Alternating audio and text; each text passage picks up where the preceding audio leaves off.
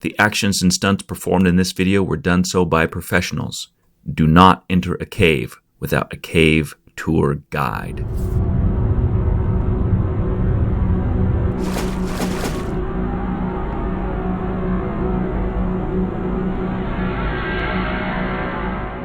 You bought me out. I almost. I know. Don't touch me. We're inside this cave that we just found, and yeah, we talked about danger earlier. So this is dangerous, but only if you step. There we go. No more or less dangerous than standing on your house roof. This massive cave has 7 exceptional points of interest. The second being this large 60-foot ceiling room. Hot magma poured through the earth, carving out this massive chamber. This lava waterfall, or we call it banana peel because of the coloration of the rocks from a different angle. This is Joel and Jacob making their way down the waterfall with a medium amount of water flow. The water in caves is usually the temperature of the cave itself, and so this cave being near freezing means this water is extremely unpleasant.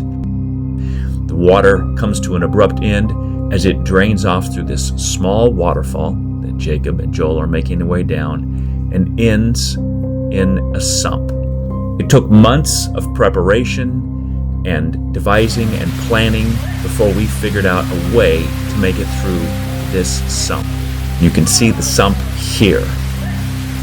We were exploring to find out if the cave continued on the other side of the water, and after sticking my head in it, we were able to surmise that the cave in fact did continue, and that there was some sort of man-made device blocking the water from draining.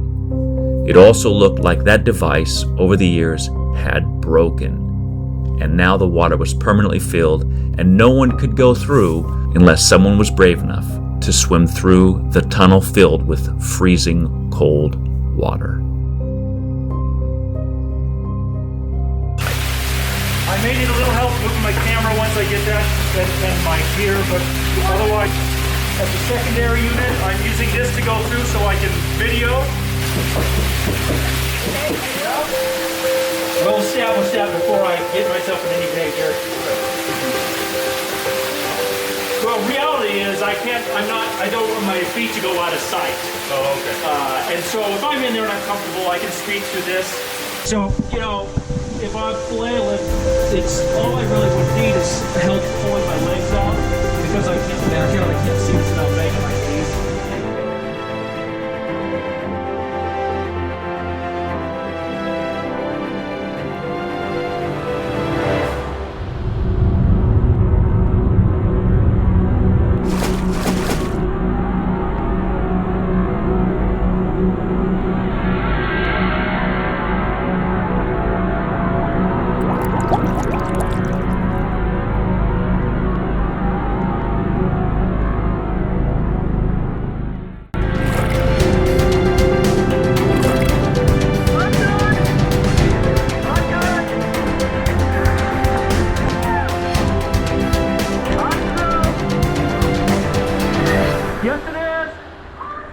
Your pal's cold. What? I'm cold now. Okay. I'm gonna drain the pipe. All right. It's totally broken and smashed up. It's totally destroyed. It's gonna take me a few minutes, okay? I had to make sure everybody else got through. Like this? Do you want rocks? No.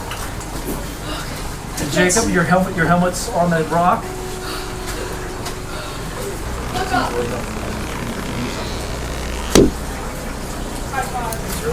I sent my gloves through. You see Joel's got my long rubberized gloves. You're fine. Turn this way. Okay. Not bad. Take a look. Go for the camera. Take a look. Woo! You can get back there and look at what I've been digging out. All right.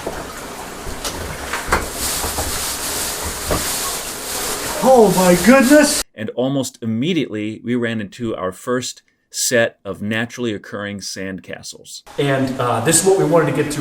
These sandcastles. Would you look at this? How is this formed, Jacob? This is formed where drippings from the ceiling drip and carve it into something so unique. For these to be 2 to 3 feet tall, this is very, very lucky that we get to see these. This cave requires some scaling of the walls as a path, rather than wading through the sub-freezing water or trampling the majestic cave sandcastles. Fortunately for us, lava caves have very jagged edges, and so it's pretty grippy on your feet and hands if you're walking along the wall. Making our way along where it's all full of water, and I want to... So this is lava, but these are just made out of mud with mud cleats. So we don't want to walk on the sandcastle, so it's through the water, through this river that's, well, it's about 35 degrees, so it's not quite freezing. But I'm waterproof, but that doesn't mean it's warm. So we're leaving some here. So we're trying to get back to the back of the cave so we can photograph some of these things, but we don't want to touch them or dig.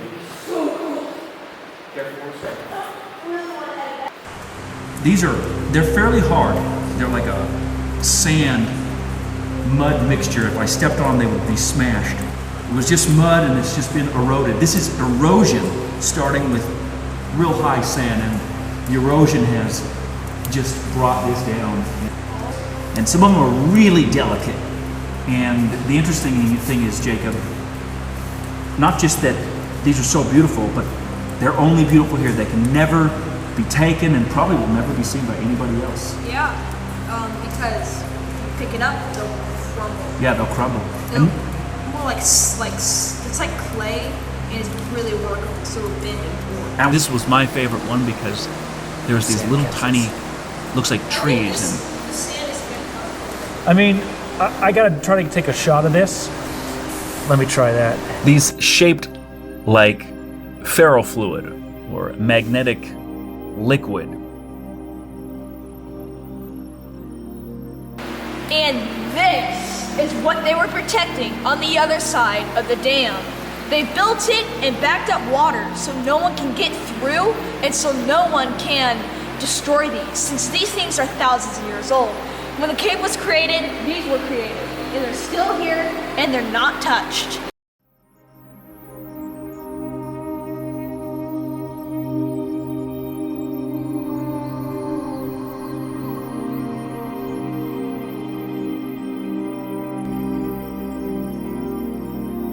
I thought this looked like the Grand Canyon. I was very impressed by how it looked close up.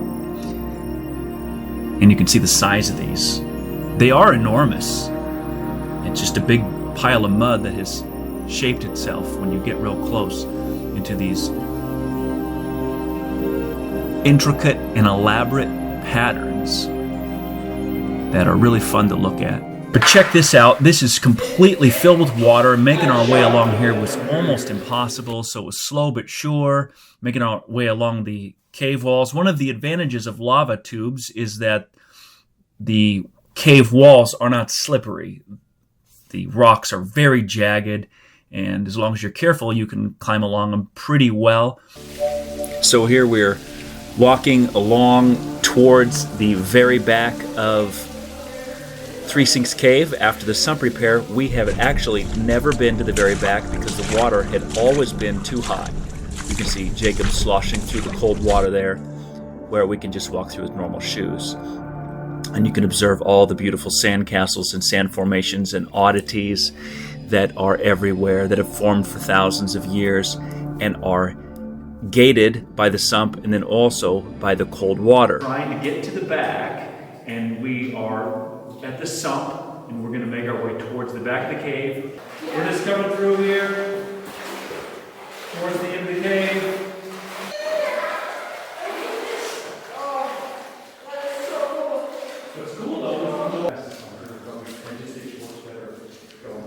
So Jacob and I are in the very back of the cave, and we just wanted you to see, this is the ultimate sump, which means this fills with water most of the time. What this is the cave diving. The whole cave dives, it moves in a downward, and the level of the mud stays the same. So if we were to dig down here, there is more cave, who knows how long. And we are standing in the hole it drained, so if we slipped, you could see the lava fingers dripping down from the ceiling everywhere. And the whole back of this cave is full of lava fingers. It fortunately has drained, so the floor is dry. Actually, it's not dry. What is it? Mud. It is Mud City, USA. And Jacob's been slipping and sliding because he's not as sure-footed as, for example, normal people are. But we're going to keep taking a look at this. So the cave sickles, or the cool little cave lava and mud drippings, form from the ceiling when it's still hot. The ceiling melts and drip shapes and cools as the lava leaves. It then fills up with sand over a long time, rocks being eroded. However, water does find a way to drain. That's why it's drained. Drains yearly. Like, look at this huge long one. Never been touched or fallen. It's just so exotic. Oh, look at these. These are huge. Check these ones out. They're like giant balls of it. Like, they're just like pouring over each other, pushing and pulling their way out. Or like this. This long one leads up to another ball. These are lava caves, lava drippings, and some of them stick out about the exact length of a human finger. Some of them are a foot long or more. This one's half a foot. And they are lava, which has dripped, and then sand oozes out of the ceiling and just coats them, so they're muddy, drippy, lava, hard rock covered with mud and silt and water. These are about like this. And they're rock hard, and then they get mud all over them. If you're afraid of the dark, or you're afraid of weird lava formations, then you might get creeped out in here. You'd be surprised how creepy a cave can be.